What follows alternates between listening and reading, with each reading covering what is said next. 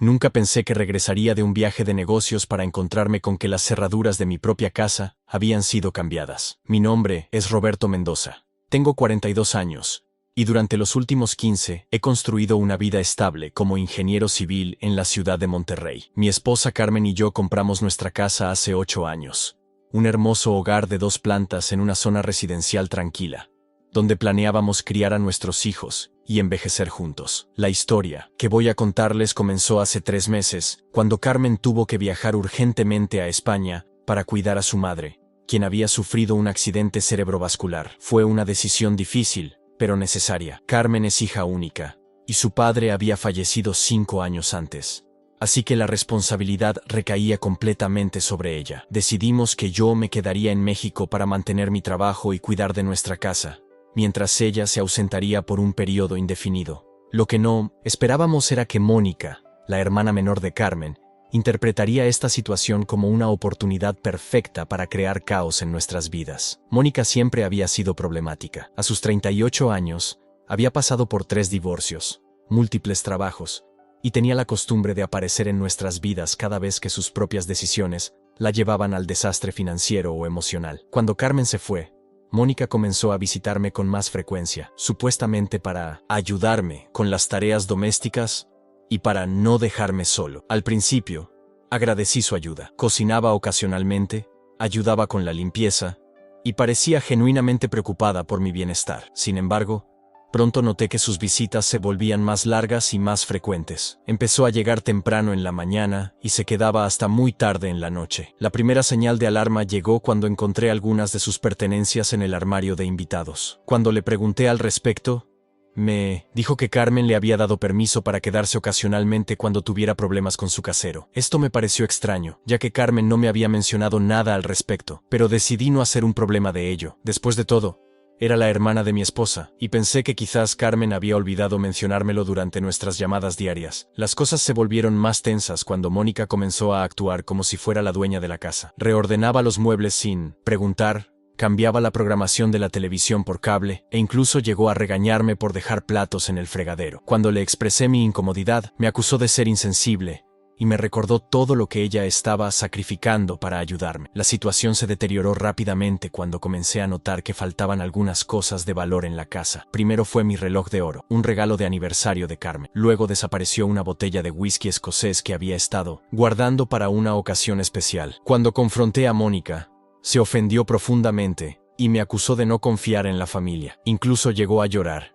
diciendo que se sentía herida por mis acusaciones infundadas. Durante este periodo, yo mantenía comunicación constante con Carmen a través de videollamadas diarias.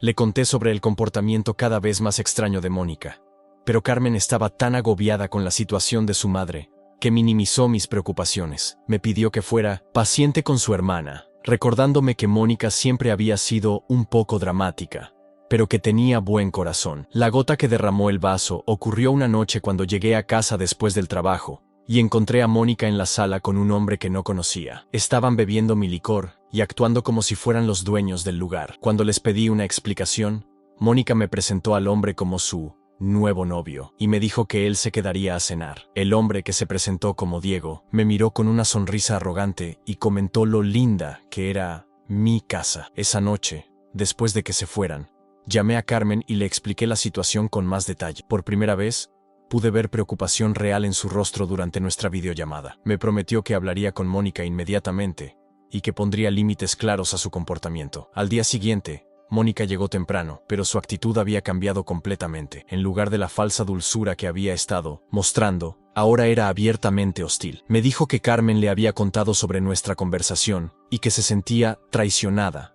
por mi falta de hospitalidad familiar. Me acusó de estar celoso de su relación con Diego y sugirió que yo estaba tratando de controlar la vida de las mujeres de la familia. Durante las siguientes 2 semanas, la tensión en la casa se volvió insoportable. Mónica traía a Diego con más frecuencia, y ambos actuaban como si yo fuera un invitado no deseado en mi propia casa. Comenzaron a hacer ruido hasta altas horas de la noche, dejaban la casa desordenada y consumían mis provisiones sin preguntar. Cuando me quejé, Mónica me recordó que, técnicamente, la casa también era de Carmen, y que Carmen le había dado permiso para estar allí. Fue entonces cuando decidí instalar cámaras de seguridad. No era una decisión que tomé a la ligera, pero sentía que necesitaba proteger mi propiedad y documentar lo que estaba sucediendo. Instalé discretamente 4 cámaras. Una en la entrada principal, una en la sala de estar, una en la cocina y una en el pasillo que daba a las habitaciones.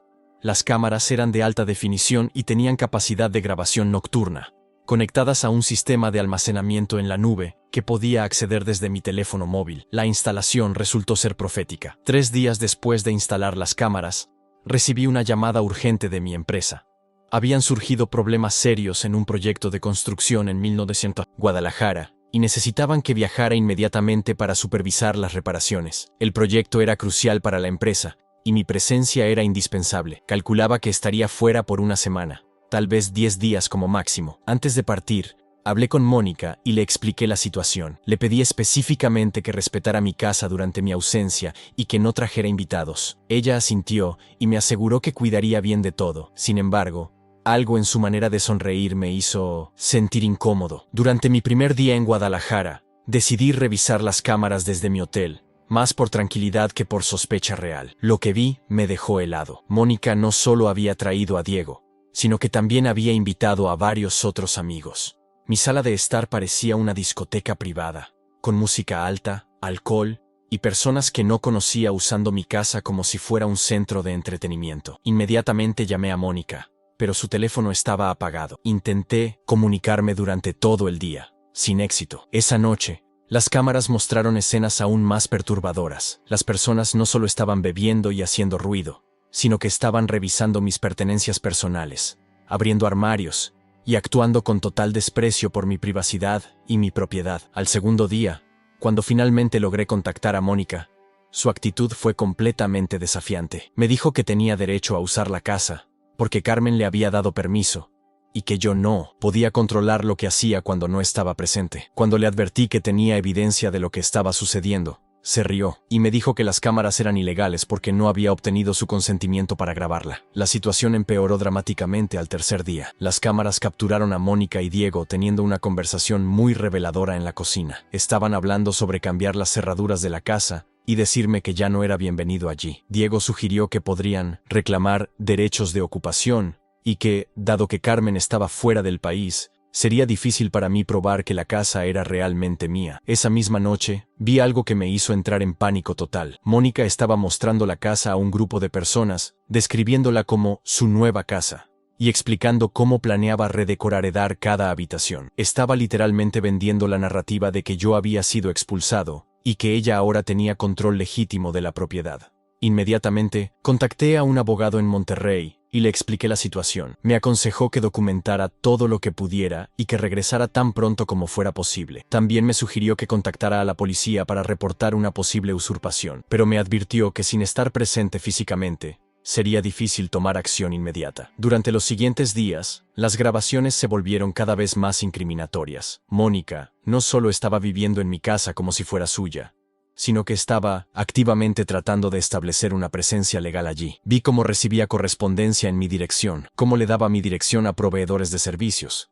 y cómo incluso había comenzado a decir a los vecinos que yo me había mudado permanentemente, y que ella ahora era la responsable de la propiedad. El quinto día de mi viaje, recibí una llamada que nunca olvidaré. Era mi vecino, don Fernando, un hombre mayor que había vivido en el barrio durante décadas. Me llamó para preguntarme si era cierto que había vendido la casa a Mónica. Aparentemente, ella había estado diciéndole a los vecinos que yo había decidido mudarme a Guadalajara permanentemente por trabajo, y que le había transferido la propiedad a ella como compensación por cuidar de Carmen en España. Esa mentira fue el catalizador que necesitaba. Inmediatamente contacté a Carmen en España y le expliqué toda la situación en detalle. Por primera vez, pude ver que Carmen realmente comprendía la gravedad de lo que estaba sucediendo. Se disculpó profusamente por haber minimizado mis preocupaciones anteriores, y me dio su apoyo completo para tomar cualquier acción legal necesaria contra su hermana. Carmen inmediatamente intentó llamar a Mónica, pero al igual que conmigo, Mónica no respondía a sus llamadas. Carmen entonces me envió por mensaje de texto una autorización formal, declarando que yo tenía su completo apoyo para proteger nuestra propiedad,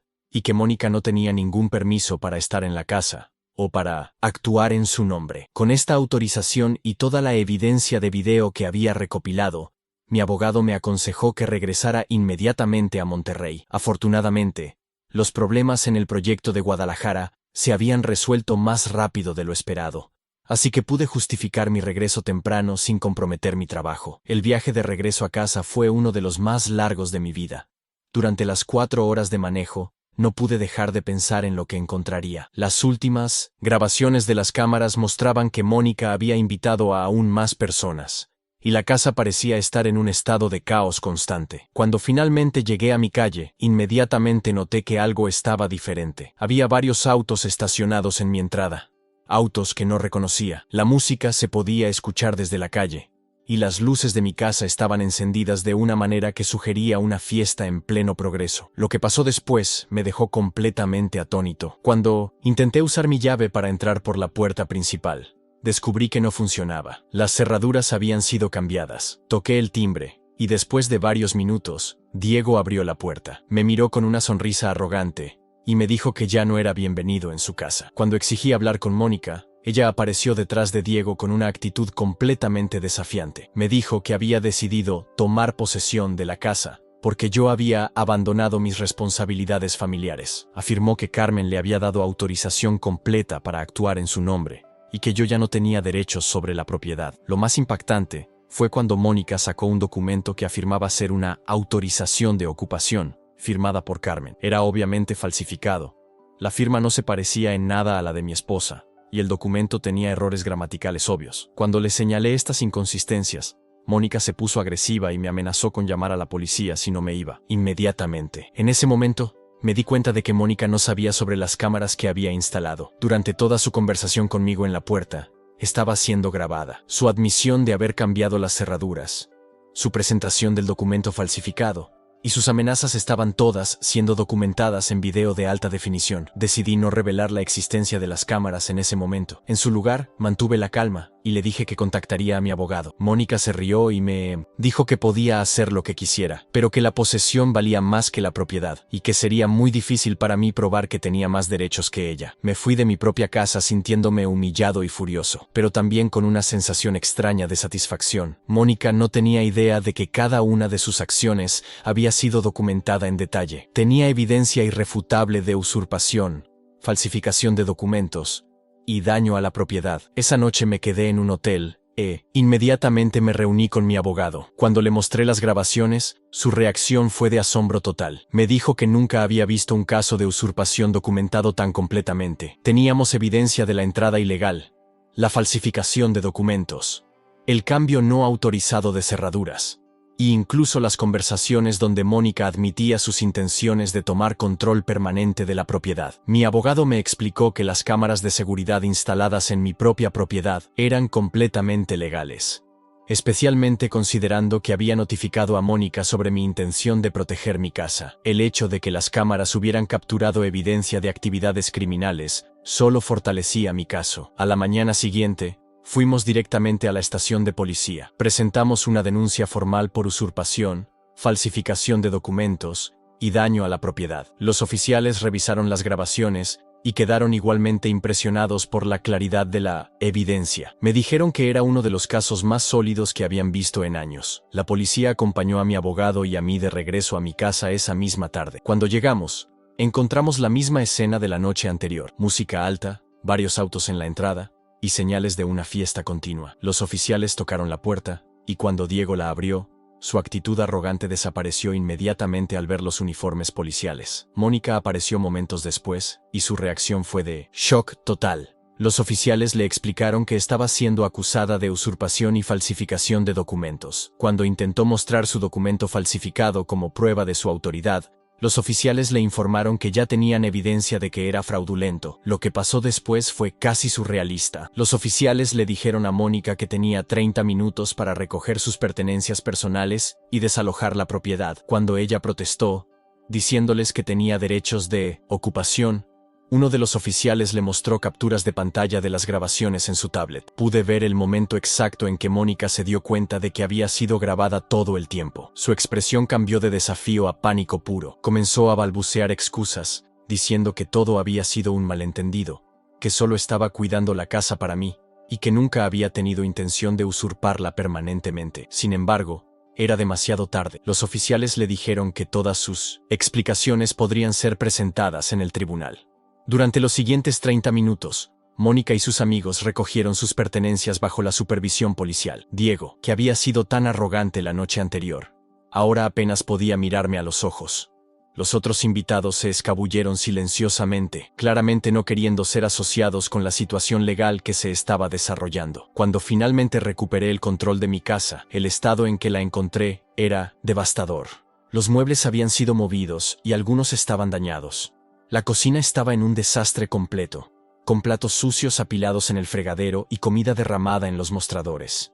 Había manchas en las alfombras. Algunos de mis objetos personales habían desaparecido, y el olor a cigarrillos y alcohol impregnaba toda la casa. Pero lo más perturbador de todo fue encontrar evidencia de que Mónica había estado revisando mis documentos personales. Encontré papeles de mi escritorio, esparcidos por el suelo de mi oficina en casa, y era claro que había estado buscando información financiera o legal que pudiera usar en su contra mía. Mi abogado documentó cuidadosamente todos los daños para incluirlos en la demanda civil que planeábamos presentar, además de los cargos criminales. Me explicó que no solo podíamos buscar justicia penal por la usurpación y falsificación, sino que también podíamos demandar por daños a la propiedad, angustia emocional y los gastos legales incurridos. Durante las siguientes semanas, mientras esperábamos la fecha del juicio, Mónica intentó contactarme varias veces. Primero a través de llamadas telefónicas, donde intentaba minimizar lo que había hecho y pedirme que resolviera esto en familia, sin involucrar a los tribunales. Cuando no respondí sus llamadas, comenzó a enviarme mensajes de texto largos, donde alternaba entre disculpas lacrimosas y amenazas veladas. En uno de sus mensajes más memorable,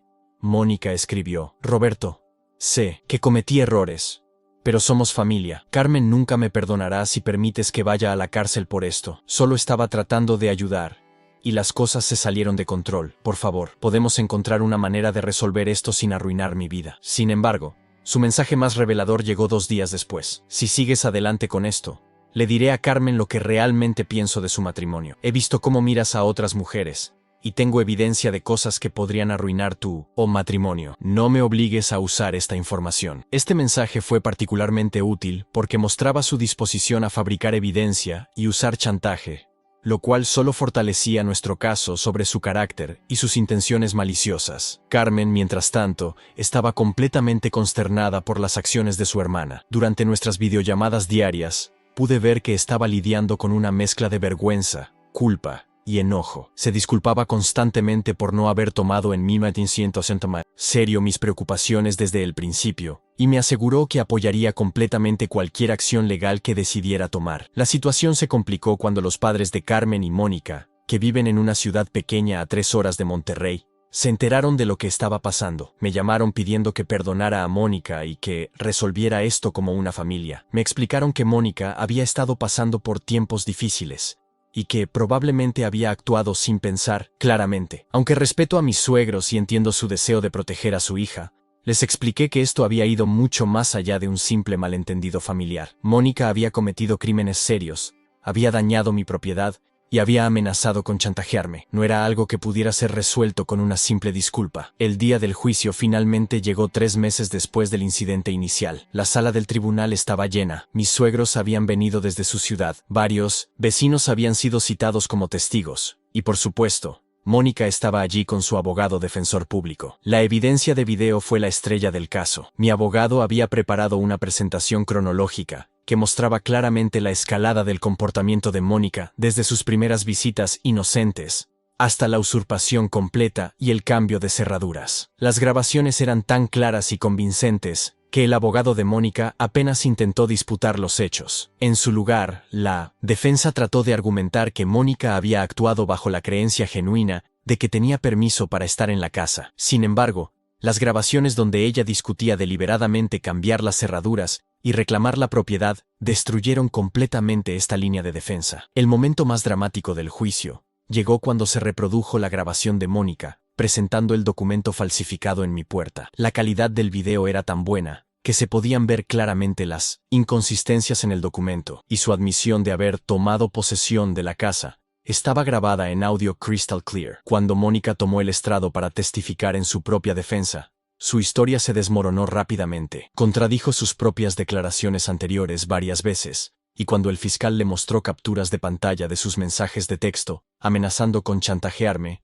se puso visiblemente nerviosa y comenzó a tartamudear. El juez, después de revisar toda la evidencia, declaró que nunca había visto un caso de usurpación documentado tan completamente. Las grabaciones de video, combinadas con la evidencia física de las cerraduras cambiadas y el documento falsificado, crearon un caso irrefutable. Mónica fue declarada culpable de usurpación, falsificación de documentos y daño a la propiedad. Fue sentenciada a 18 meses de prisión, aunque el juez indicó que podría ser elegible para libertad condicional después de 9 meses si mostraba buen comportamiento y completaba programas de rehabilitación. Además de la sentencia criminal, el juez ordenó que Mónica me pagara restitución completa por todos los daños a mi propiedad, mis gastos legales, y una cantidad adicional por angustia emocional. El monto total fue de más de 200,000 pesos mexicanos. La reacción de la familia fue mixta. Mis suegros estaban devastados, pero eventualmente admitieron que Mónica había necesitado enfrentar las consecuencias de sus acciones por mucho tiempo. Carmen, hablando desde España,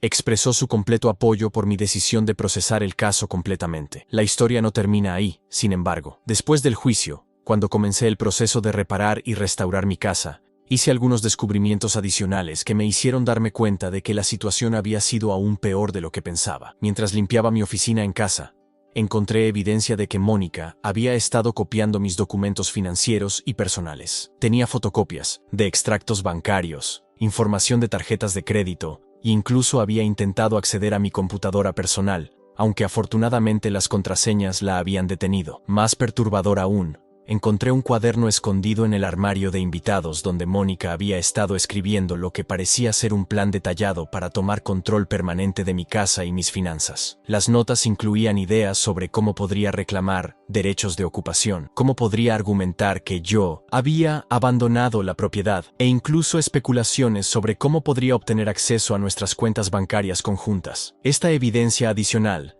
me hizo realizar que lo que había interpretado como acciones impulsivas en realidad había sido un plan calculado y premeditado. Mónica no había actuado por desesperación o confusión. Había estado planeando activamente robar mi casa y mi vida. Presenté esta evidencia adicional a las autoridades, lo que resultó en cargos adicionales de intento de robo de identidad y conspiración. Estos cargos adicionales agregaron otros 6 meses a su sentencia. Hoy, casi un año después de estos eventos, mi vida finalmente ha vuelto a la normalidad. Carmen pudo regresar de España después de que su madre se recuperara lo suficiente como para vivir de forma independiente, con ayuda de cuidadores profesionales. Nuestra casa ha sido completamente restaurada, y hemos instalado un sistema de seguridad aún más completo para nuestra tranquilidad. Mónica cumplió 10 meses en prisión antes de ser liberada en libertad condicional. Como parte de su libertad condicional, tiene prohibido contactarnos directamente o venir dentro de 500 metros de nuestra casa. Ha comenzado a pagar la restitución ordenada por el tribunal, aunque a un ritmo muy lento debido a sus limitados ingresos. La relación familiar, naturalmente, ha sido profundamente afectada. Mis suegros mantienen una relación con nosotros, pero las reuniones familiares son ahora awkward y tensas. Carmen ha luchado con sentimientos de culpa por las acciones de su hermana, aunque yo le aseguro constantemente que no es responsable por las decisiones de Mónica. Reflexionando sobre toda esta experiencia, me doy cuenta de que las cámaras de seguridad que instalé no solo protegieron mi propiedad, sino que también protegieron mi reputación y mi matrimonio. Sin esa evidencia de video irrefutable, la situación podría haberse convertido en una batalla de palabras donde Mónica podría haber fabricado una narrativa completamente diferente. La lección más importante que aprendí es la importancia de confiar en los instintos. Desde el principio, sabía que algo no estaba bien con el comportamiento de Mónica, pero permití que las presiones familiares y sociales me disuadieran de tomar acción más decisiva. Si hubiera establecido límites más firmes desde el principio, toda esta situación podría haber sido evitada. También aprendí sobre la importancia de la documentación. En situaciones legales, los sentimientos y las opiniones significan muy poco comparado con evidencia concreta y verificable. Las grabaciones de video proporcionaron una narrativa objetiva que no podía ser disputada o malinterpretada. Desde el punto de vista práctico, la experiencia me enseñó sobre la importancia de tener sistemas de seguridad adecuados, no solo para disuadir a ladrones externos, sino también para protegerse contra amenazas que podrían venir de fuentes inesperadas. Nunca imaginé que necesitaría protegerme de la familia de mi esposa, pero la realidad es que las relaciones familiares complicadas pueden crear situaciones impredecibles. Hoy, Cuando les cuento esta historia a amigos y colegas, la reacción más común es de asombro total. Muchas personas no pueden creer que alguien sería tan descarado como para cambiar las cerraduras de la casa de otra persona y pretender que es suya. Sin embargo, la realidad es que este tipo de usurpación familiar es más común de lo que la mayoría de la gente piensa. Mi abogado me ha dicho que ha manejado varios casos similares a lo largo de los años, aunque pocos han estado tan bien documentados como el mío. Me explicó que las disputas familiares sobre propiedades pueden volverse particularmente viciosas, porque las personas a menudo sienten que las reglas normales de comportamiento social no se aplican dentro de la familia. En cuanto a Mónica, según los informes que recibo a través de mis suegros, parece haber aprendido de la experiencia hasta cierto punto. Está viviendo en un apartamento pequeño, trabajando en un trabajo de medio tiempo y supuestamente asistiendo a terapia como parte de su libertad condicional. Sin embargo, también he escuchado que todavía les dice a las personas que toda la situación fue un malentendido y que yo overreacted. Esta falta de aceptación completa de responsabilidad me confirma que tomé la decisión correcta al procesar el caso completamente, en lugar de tratar de resolverlo en a familia. Algunas personas solo aprenden a través de consecuencias serias, y algunas nunca aprenden en absoluto. La historia de mi cuñada echándome de mi propia casa se ha convertido en una anécdota que comparto no solo como entretenimiento, sino como una advertencia. Ilustra la importancia de establecer límites claros, documentar comportamientos problemáticos, y no permitir que las presiones familiares nos impidan proteger nuestros derechos y nuestra propiedad. Más que nada, esta experiencia reforzó mi aprecio por mi matrimonio con Carmen y por la importancia de la comunicación abierta y honesta en las relaciones. A pesar de la tensión inicial causada por las acciones de su hermana, Carmen y yo emergimos de esta situación con un entendimiento más profundo el uno del otro y una confianza renovada en nuestra capacidad de enfrentar desafíos juntos. Durante los meses posteriores al juicio, descubrí detalles adicionales sobre el comportamiento de Mónica que me hicieron comprender que esta situación había sido mucho más compleja de lo que inicialmente pensé. A través de conversaciones con vecinos y amigos mutuos, me enteré de que Mónica había estado contando una versión completamente diferente de los eventos durante todo el periodo en que estuvo ocupando mi casa. Según don Fernando, mi vecino, Mónica había estado diciéndole a las personas del barrio que yo había tenido una crisis nerviosa después de que Carmen se fue a España y que había decidido escapar de mis responsabilidades mudándome permanentemente a Guadalajara. Había inventado una historia elaborada sobre cómo yo le había pedido que se mudara a la casa para mantener las apariencias, mientras yo reorganizaba mi vida. La señora Martínez, que vive 2 casas más abajo, me contó que Mónica había ido a su casa específicamente para pedirle que vigilara la propiedad, porque yo había estado actuando de manera errática, y ella estaba preocupada por la seguridad del vecindario.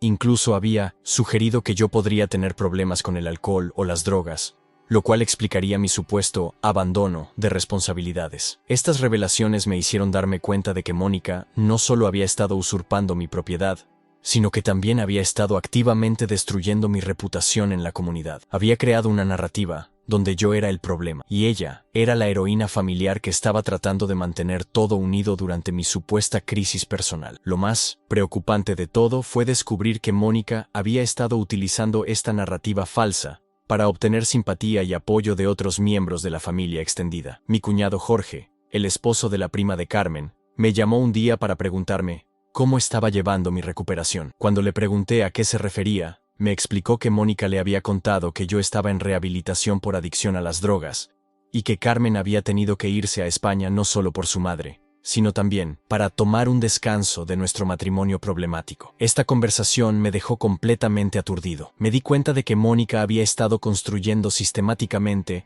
una versión alternativa de la realidad, donde yo era completamente inadecuado como esposo y propietario, y donde sus acciones eran justificadas como intervenciones necesarias para proteger los intereses de Carmen. Decidí documentar todas estas conversaciones y revelaciones, no porque planeara tomar acción legal adicional, sino porque quería tener un registro completo de la extensión de las mentiras de Mónica. Llamé a cada persona que había sido contactada por ella, y les pedí que me contaran exactamente qué les había dicho. La consistencia de su narrativa falsa era impresionante en su malicia calculada. Carmen, cuando le conté sobre estos descubrimientos durante una de nuestras videollamadas, se puso visiblemente perturbada. Me dijo que durante las pocas ocasiones en que había logrado hablar con Mónica, mientras estaba en España, Su hermana había estado muy evasiva sobre los detalles de lo que estaba sucediendo en México. Ahora se daba cuenta de que Mónica había estado deliberadamente manteniéndola desinformada para poder continuar con su plan. Roberto, me dijo Carmen con lágrimas en los ojos, me doy cuenta ahora de que mi hermana no solo te traicionó a ti, sino que también me traicionó a mí. Estaba usando mi ausencia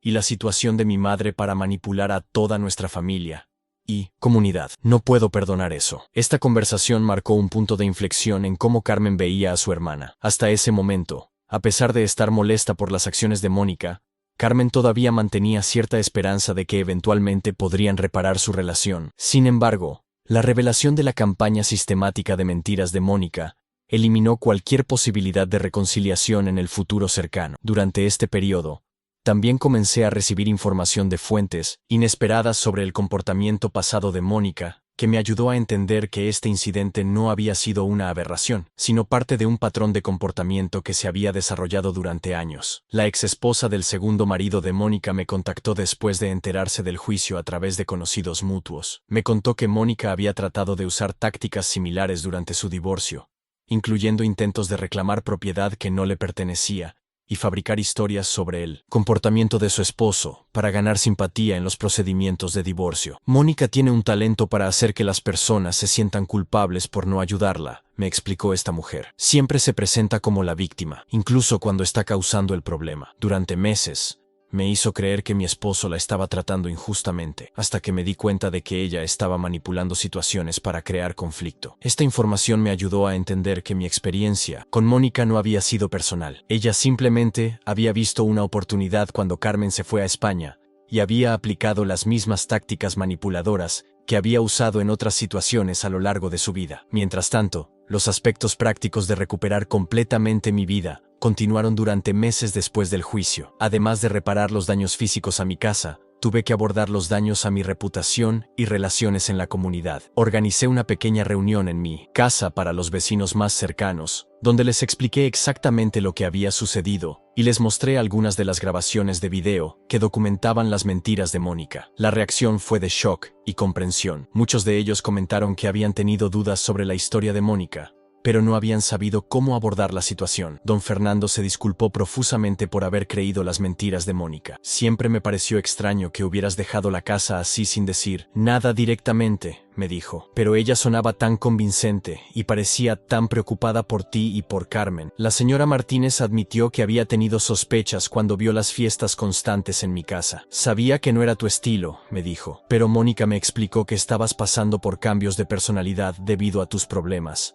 Así que pensé que tal vez era verdad. Estas conversaciones, aunque validaban mis experiencias, también me hicieron reflexionar sobre qué tan efectivamente Mónica había manipulado a personas que me conocían desde hacía años. Su capacidad para crear narrativas convincentes y explotar la compasión natural de las personas era verdaderamente impresionante en su alcance y sofisticación. El proceso de reparar mi casa también reveló daños adicionales que no había notado inicialmente. Cuando los contractores comenzaron a trabajar en restaurar las alfombras y reparar los muebles dañados, descubrieron que había problemas más profundos de los que había sido evidente en la superficie. El sistema de plomería había sido dañado debido al uso excesivo y abuso durante las fiestas de Mónica. Había evidencia de que personas habían estado fumando en el interior de la casa, a pesar de que siempre había sido una casa libre de humo, lo cual había creado problemas de calidad del aire que requerían limpieza profesional. Más perturbadoramente, encontramos evidencia de que algunas personas habían estado usando mi habitación principal y mi oficina privada durante las fiestas. Había daños a muebles personales y evidencia de que habían estado revisando mis pertenencias íntimas y documentos privados de manera más extensiva de lo que había realizado inicialmente. Todos estos daños adicionales fueron documentados y agregados a la demanda de restitución contra Mónica.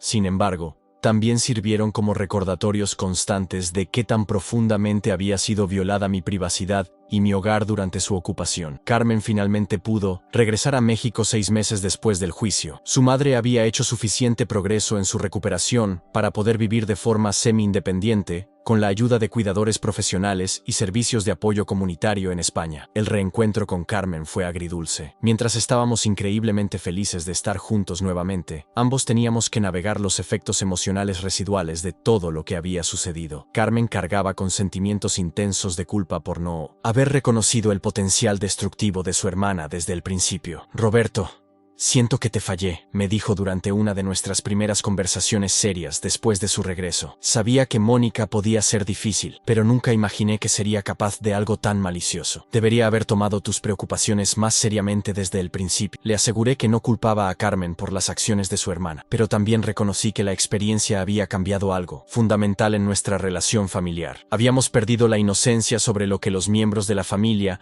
podrían hacer cuando se les presenta la oportunidad y la motivación adecuada. Una de las decisiones más difíciles que Carmen y yo tuvimos que tomar juntos fue cómo manejar las futuras relaciones familiares. Los padres de Carmen continuaban presionando para algún tipo de reconciliación con Mónica, especialmente después de que fuera liberada de prisión. Ella es familia, nos decía la madre de Carmen durante las llamadas telefónicas semanales. Las familias se perdonan y siguen adelante. No pueden mantener este resentimiento para siempre. Sin embargo, Carmen y yo estábamos unidos en nuestra posición de que cualquier futura relación con Mónica tendría que ser en nuestros términos, y solo después de que ella demostrara cambio real y aceptación completa de responsabilidad por sus acciones. No se trata de venganza o resentimiento, le expliqué a mi suegra durante una conversación particularmente tensa. Se trata de proteger nuestro hogar y nuestra familia. Mónica demostró que está dispuesta a mentir, manipular y robar para obtener lo que quiere. No podemos ignorar eso solo porque es familia. Esta posición creó tensión continua con los padres de Carmen, pero Carmen me apoyó completamente. Mis padres no vivieron lo que nosotros vivimos, me dijo. No entienden realmente lo que Mónica hizo, y no pueden entender por qué no podemos simplemente seguir adelante como si nada hubiera pasado. Mientras tanto, a través de fuentes familiares, continuábamos recibiendo actualizaciones sobre la vida de Mónica después de la prisión. Los reportes eran mixtos.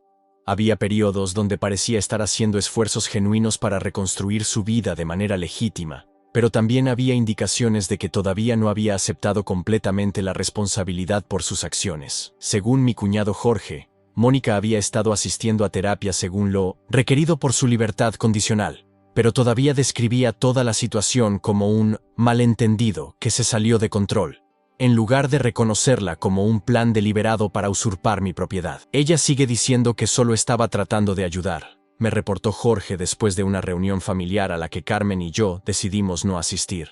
Dice que Roberto malinterpretó sus intenciones y que toda la situación podría haberse resuelto sin abogados y tribunales. Esta falta de introspección genuina me confirmó que habíamos tomado la decisión correcta al mantener nuestra distancia. La verdadera rehabilitación requiere aceptar completamente las consecuencias de las propias acciones, y Mónica claramente aún no había llegado a ese punto. Un año después del regreso de Carmen, decidimos hacer algunos cambios significativos en nuestro hogar y estilo de vida que reflejarían lo que habíamos aprendido de la experiencia. Actualizamos completamente nuestro sistema de seguridad, incluyendo cámaras adicionales, mejores cerraduras y un sistema de monitoreo que nos alertaría inmediatamente sobre cualquier actividad inusual en nuestra propiedad. También tomamos la decisión de ser más selectivos sobre a quién damos acceso a nuestro hogar. Establecimos reglas claras sobre visitas, incluyendo límites de tiempo específicos y requisitos de notificación previa. Estas reglas se aplicaban a todos los familiares y amigos, sin excepción. Puede parecer excesivo, le dije a Carmen, mientras discutíamos estas nuevas políticas, pero prefiero ser considerado demasiado cauteloso que pasar por algo así otra vez. Carmen estuvo completamente de acuerdo. Nuestro hogar debe ser nuestro santuario, respondió. No podemos permitir que la cortesía social o las expectativas familiares comprometan nuestra seguridad y tranquilidad. Estos cambios no fueron bien recibidos por algunos miembros de la familia extendida, quienes sintieron que estábamos siendo paranoides o excesivamente punitivos. Sin embargo,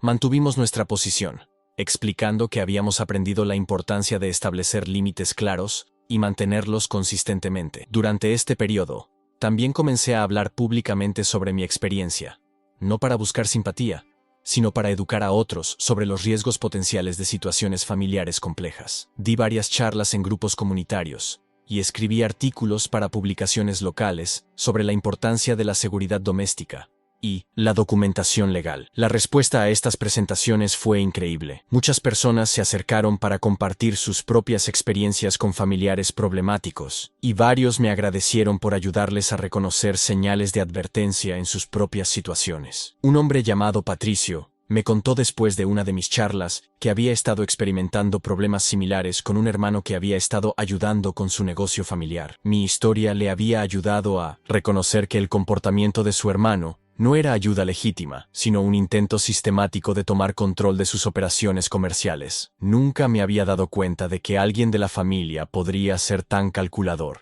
me dijo. Pensé que las personas que nos aman naturalmente actúan en nuestros mejores intereses. Tu historia me hizo entender que las relaciones familiares no son inmunes a la manipulación y el abuso. Estas conversaciones me ayudaron a ver que mi experiencia, por traumática que hubiera sido, podría tener valor como herramienta educativa para ayudar a otros a evitar situaciones similares. 2 años después del incidente inicial, recibí una llamada inesperada que me obligó a confrontar nuevamente el impacto duradero de las acciones de Mónica. Era un investigador privado que había sido contratado por la compañía de seguros de mi casa para verificar detalles de mi reclamo por daños. Durante el curso de su investigación, había descubierto que Mónica había estado usando mi dirección para establecer cuentas de crédito fraudulentas durante el periodo en que ocupó mi casa. Estas cuentas habían pasado desapercibidas durante meses porque la correspondencia había sido enviada a mi dirección, donde Mónica la había interceptado. Señor Mendoza, me explicó el investigador, tenemos evidencia de que su cuñada abrió al menos 5 cuentas de tarjetas de crédito usando su información personal y su dirección. También hay indicaciones de que intentó solicitar un préstamo personal usando su casa como garantía. Esta revelación me dejó completamente aturdido. Me di cuenta de que durante todo este tiempo había estado asumiendo que el daño causado por Mónica se limitaba a mi casa y mi reputación local. No había considerado que podría haber estado cometiendo robo de identidad de manera más amplia. Inmediatamente contacté a mi abogado y comenzamos el proceso de investigar completamente el alcance del daño financiero. Descubrimos que Mónica había acumulado más de 50,000 pesos en deuda fraudulenta usando mi información y que había estado planificando solicitar un préstamo hipotecario adicional contra mi casa. Afortunadamente, la documentación de video que había recopilado durante el periodo de usurpación proporcionó evidencia clara de que yo no había autorizado ninguna de estas actividades financieras. Las cámaras habían capturado a Mónica abriendo mi correo y tomando fotografías de documentos financieros, lo cual corroboraba perfectamente las acusaciones de robo de identidad. Esta nueva evidencia resultó en cargos criminales adicionales contra Mónica, incluyendo robo de identidad, fraude de tarjetas de crédito y intento de fraude hipotecario. Dado que ya estaba en libertad condicional por los cargos originales, estas nuevas acusaciones significaban que probablemente regresaría a prisión por un periodo extendido. La noticia de estos cargos adicionales creó una nueva ola de tensión en la familia extendida. Los padres de Carmen me suplicaron que no procediera con las nuevas acusaciones, argumentando que Mónica ya había aprendido su lección y que más tiempo en prisión solo empeoraría su capacidad de rehabilitarse. Sin embargo, tanto Carmen como yo estábamos unidos en nuestra decisión de permitir que el sistema legal siguiera su curso. El robo de identidad y el fraude financiero eran crímenes serios que podrían haber arruinado completamente nuestras finanzas y nuestro futuro si hubieran tenido éxito. Papá, le dijo Carmen a su padre durante una conversación telefónica particularmente emocional. Mónica no solo robó dinero, robó la identidad de Roberto y intentó robar nuestro hogar. Eso no es algo que podamos perdonar y olvidar solo porque es familia. El juicio por los nuevos cargos fue más rápido que el original, principalmente porque ya existía un extenso registro de evidencia documental del comportamiento de Mónica. Las grabaciones de video que mostraban su acceso no autorizado a mis documentos personales proporcionaron la base probatoria necesaria para los cargos de robo de identidad. Mónica fue sentenciada a 3 años adicionales de prisión, con la posibilidad de libertad condicional después de 18 meses. El juez comentó que la extensión y sofisticación de su esquema fraudulento demostraban premeditación clara y desprecio completo por los derechos de los demás. Con esta segunda sentencia, finalmente sentí que se había hecho justicia completa. No era venganza.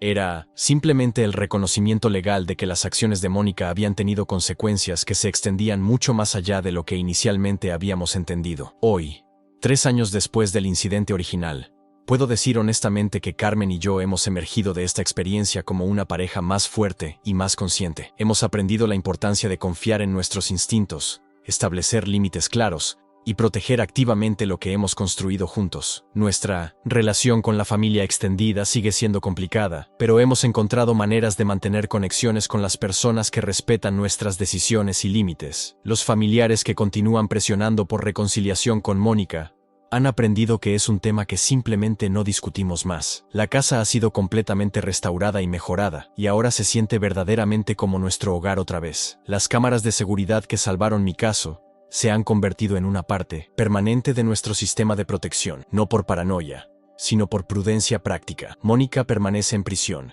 y según los reportes familiares más recientes, finalmente ha comenzado a mostrar signos de aceptar genuinamente la responsabilidad por sus acciones. Sin embargo, Carmen y yo hemos acordado que cualquier consideración de futura reconciliación tendría que esperar hasta mucho después de su liberación, y solo si demuestra cambio real y duradero a través de sus acciones, no solo sus palabras. La lección más importante que llevo de toda esta experiencia es que las cámaras no solo grabaron evidencia de crímenes, documentaron la transformación de una situación que inicialmente parecía ser solo una inconveniencia familiar, en lo que finalmente se reveló como un ataque sistemático y calculado contra nuestras vidas y nuestro futuro. Sin esa documentación de video, esta historia podría haber tenido un final completamente diferente, uno donde las mentiras y manipulaciones de Mónica podrían haber prevalecido.